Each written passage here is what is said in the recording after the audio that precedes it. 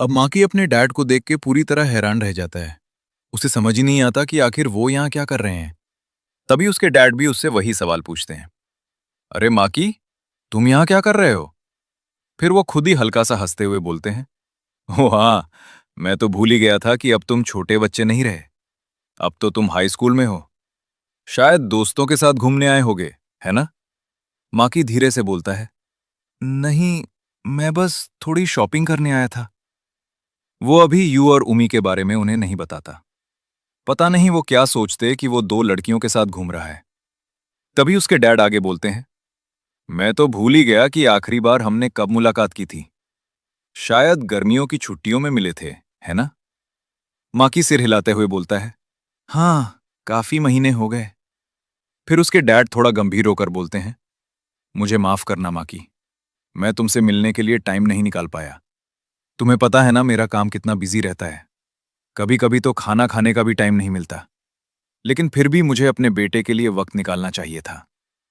माकी उनसे पूछता है, आप यहां क्या कर रहे हो? तब वो बताते हैं, मैं यहां अपने क्लाइंट से मिलने आया था। मीटिंग थी, बस जल्दी में जा रहा था और रास्ते में तुम मिल गए। अच्छा हुआ, इसी बहाने मुलाकात तो हो गई। माकी को उन पर थोड़ी दया आने लगती है। सच में वो काफी थके हुए लग रहे थे।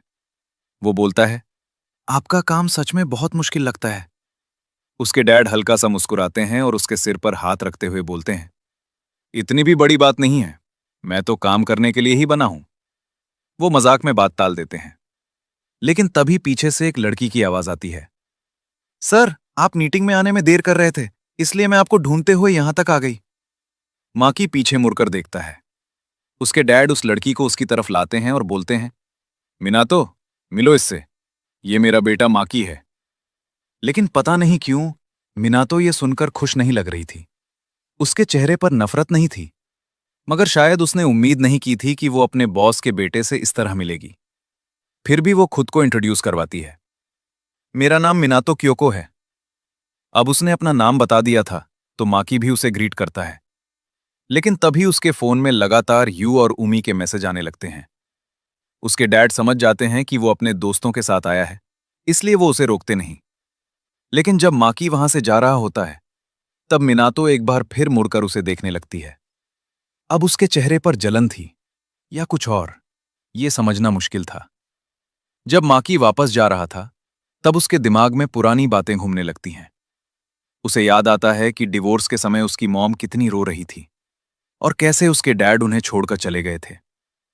जाने से पहले उन्होंने उससे माफी भी मांगी थी। वो इन्हीं सोचों में खोया हुआ चलता रहता है और कब यू और उमी के पास पहुंच जाता है, उसे खुद पता नहीं चलता। तभी यू उमी को छेड़ने लगती है, तुम्हें पता है, जब माकी इतने देर तक वापस नहीं आया था ना, तब उमी कितनी टेंशन में थी।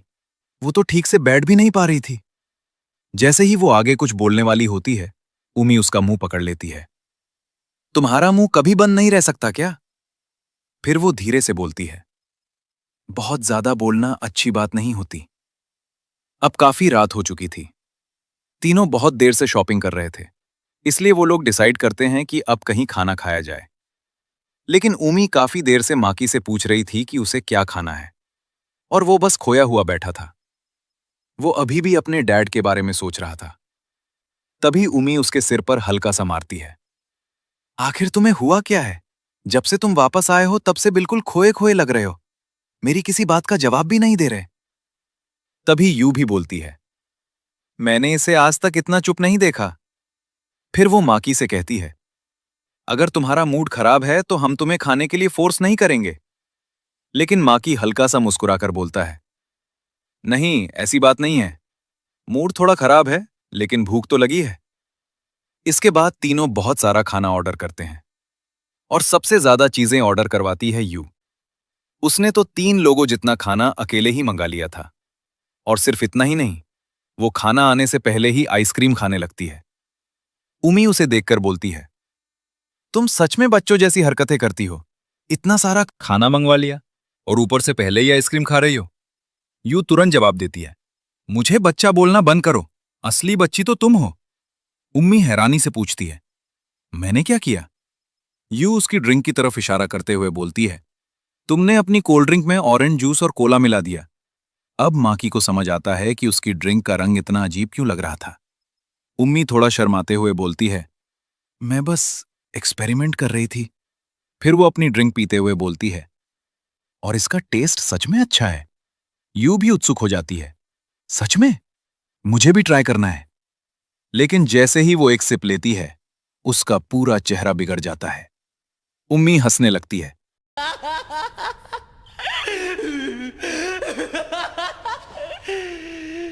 यूं नाराज होकर बोलती है, आज तक मैंने इससे खराब चीज नहीं पी।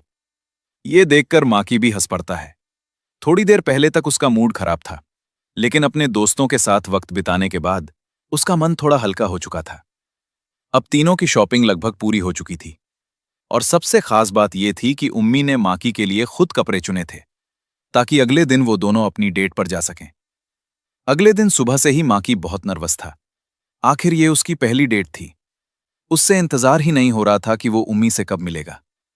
इन दोनों ने तय किया था कि वो सिनेमा हॉल के बाहर मिलेंगे, लेकिन उम्मी तो सीधे उसके घर के बाहर ही आ जाती है। जैसे ही माकी उसे देखता है, वो बस उसे देखता ही रह जाता है। आज उम्मी ने बिल्कुल अलग कपड़े पहने थे, और पहनती भी क्यों नहीं, आज वो अपनी डेट के लिए तैयार हुई थी।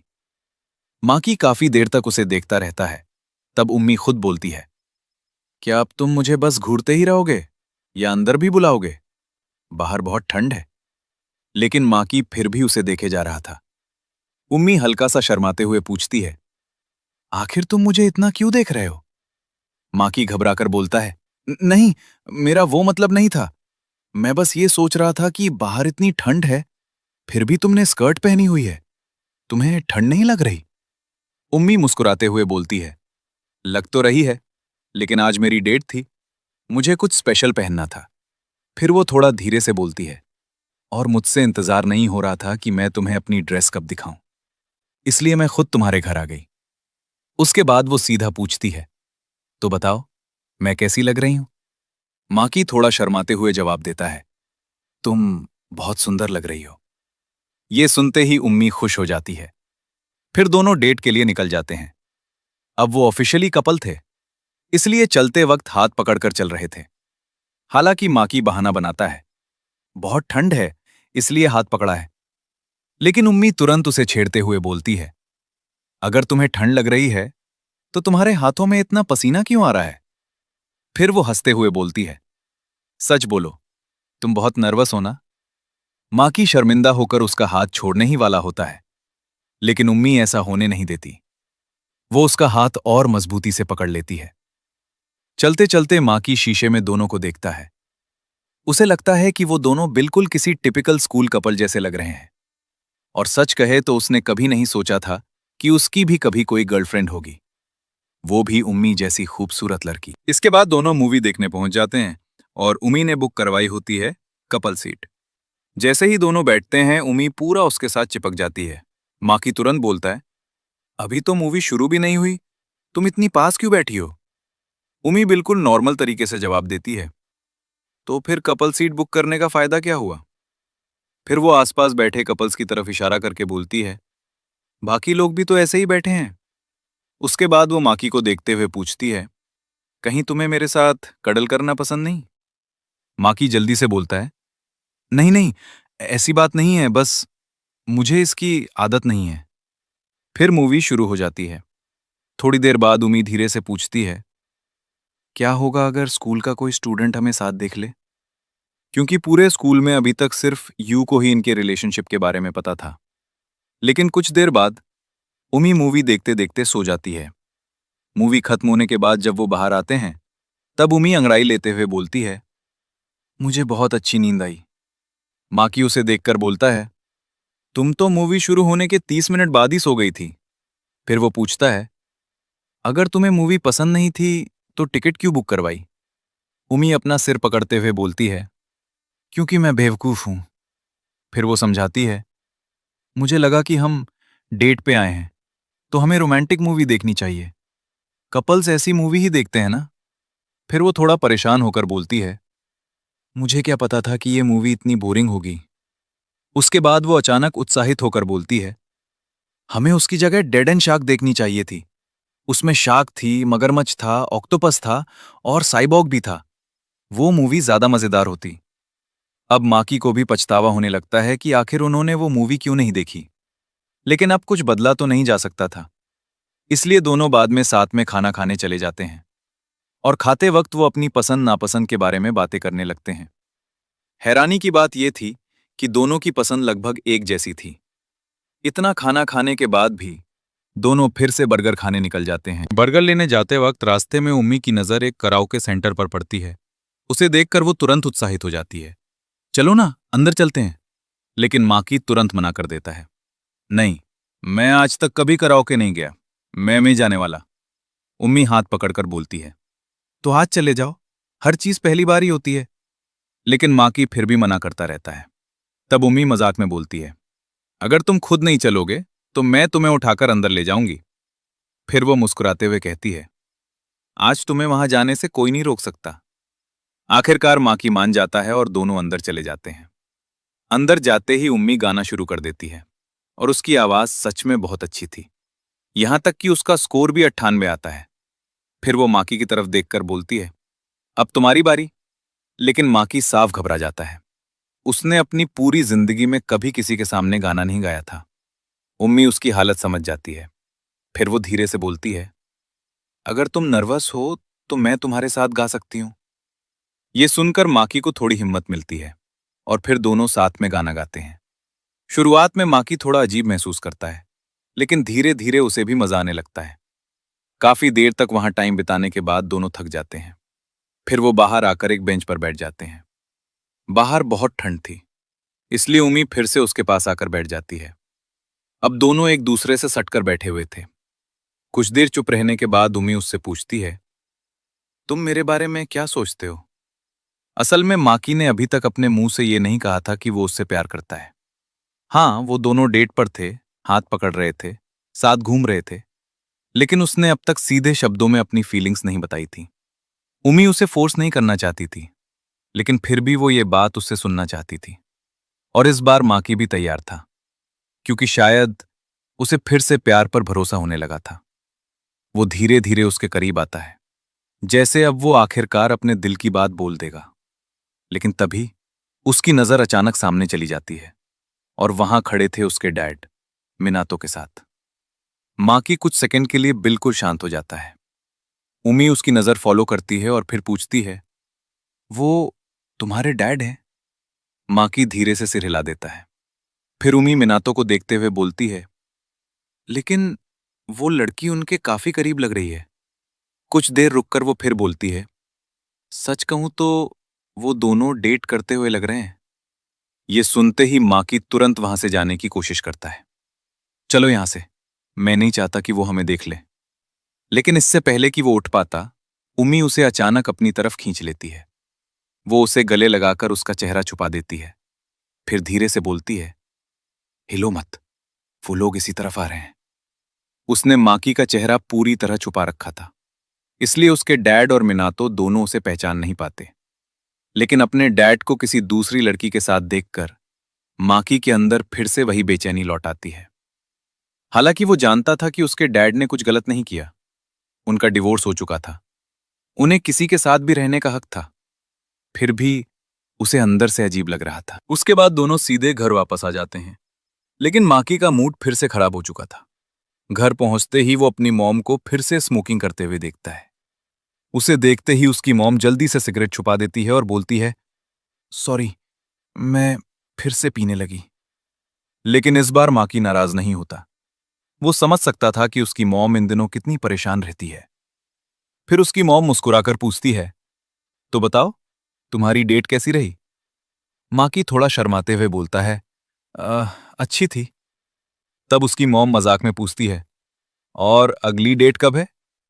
लेकिन फिर अचानक वो थोड़ा गंभीर होकर बोलती है, वैसे अगले फ्राइडे तुम क्या कर रहे हो? माकी जवाब देता है, अगले फ्राइडे से तो हमारे एग्जाम शुरू हो रहे हैं। तब उसकी मॉम बोलती है, आज तुम्हारे डैड का मैसेज आया था। ये सुनते ही माकी शांत हो जाता है। फिर वो आगे बोलती है, वो अगले फ्राइडे तुमसे मिलना चाहते हैं। और तभी माकी को पुरानी बातें याद आने लगती हैं। जब उसके मॉम और डैड का डिवोर्स हुआ था, तब ये तय हुआ था कि माकी अपनी मॉम के साथ रहेगा। लेकिन महीने में एक बार वो अपने डैड से जरूर मिलेगा। और ऐसा नहीं था कि वो अपने डैड से नफरत करता था, क्योंकि हर बार जब वो उनसे मिलने जाता, उसके डैड उसे किसी अच्छे रेस्टोरेंट में लेकर जाते। जो खाना उसे पसंद होता वही खिलाते। उन्होंने हमेशा अपने डैड होने की जिम्मेदारी निभाई थी। शायद इसी वजह से माकी आज भी उनसे नफरत नहीं कर पाता था। फिर उसकी मॉम बोलती है, पहले तो मिलने की डेट हम तय करते थे, लेकिन इस बार वो खुद तुमसे मिलना चाहते हैं। वो भी तब जब तुम्हारे एग्जाम इतने पास हैं। माकी धीरे से बोलता है, उन्हें हक है, वो जब चाहे मुझसे मिल सकते हैं। फिर वो आगे बोलता है, वैसे भी उन्हीं की वजह से हम इतनी अच्छी लाइफ जी रहे हैं। वो हर महीने हमें फाइनेंशियल सपोर्ट भेजते हैं। लेकिन शायद माकी को ये बात नहीं कहनी चाहिए थी, क्योंकि उसकी मॉम कुछ सेकंड के लिए बिल्कुल शांत हो जाती है।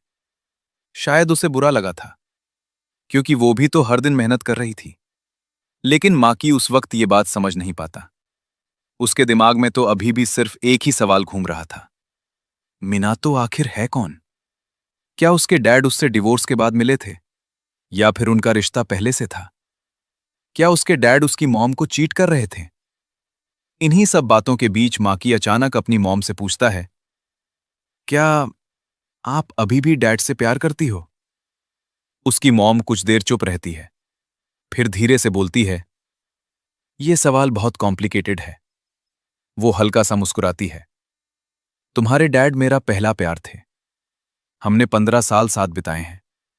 फिर उसकी आवाज थोड़ी धीमी हो जाती है। डिवोर्स के बाद मैं उनकी शक्ल तक नहीं देखना चाहती थी, लेकिन शायद मेरे दिल का एक हिस्सा अभी भी उन्हें पसंद करता है, और मैं इस चीज को बदल नहीं सकती। माकी चुपचाप उनकी बातें सुनता रहता है। तब उसकी मॉम आगे बोलती है, यहां तक कि हमारी फैमिली फोटो भी अभी तक मैंने संभाल कर रखी है। यह सुनकर माकी हैरान रह जाता है, आपने अभी तक वो फोटो रखी हुई हैं? फिर उसकी मॉम उसे पूरा फोटो एल्बम दिखाती है। उसमें उनकी पुरानी फैमिली फोटो थी। कुछ तस्वीरों में माकी बहुत छोटा था। उसकी मॉम हंसते हुए बताती है, तुम कैमरे से कितना डरते थे, हर फोटो में मेरे पीछे छुप जाते थे। फिर वो उसके मिडिल स्कूल की तस्वीरें भी दिखाती है। उन तस्वीरों में उनकी पूरी फैमिली साथ थी। शायद इसी वजह से उसकी मॉम आज तक वो एल्बम फेंक नहीं पाई। अब माकी समझ चुका था, हो सकता है उसके डैड आगे बढ़ चुके हों, लेकिन उसकी मॉम शायद अभी भी पूरी तरह मूव ऑन नहीं कर पाई थी। और यही सोचकर माकी चुप हो जाता है। वो काफी देर तक सोचता रहता है कि क्या उसे अपनी मॉम को मिनातो के बारे में बताना चाहिए। अगर उसने बता दिया कि उसके डैड किसी दूसरी लड़की के साथ घूम रहे हैं, तो शायद उसकी मॉम ये बात सह नहीं पाएगी। वैसे भी डिवोर्स के बाद उन्होंने बहुत मुश्किल से खुद को संभाला था। इसलिए आखिर में माकी यही फैसला करता है कि शायद बेहतर होगा अगर वो ये बात अपनी मॉम को कभी ना बताए, और खुद भी इसे भूलने की कोशिश करे। और इसी के साथ ये एपिसोड यहीं खत्म हो जाता है। अगर आपको एपिसोड पसंद आया हो तो वीडियो को लाइक जरूर करना, और अगले एपिसोड के लिए थोड़ा इंतजार करना पड़ेगा।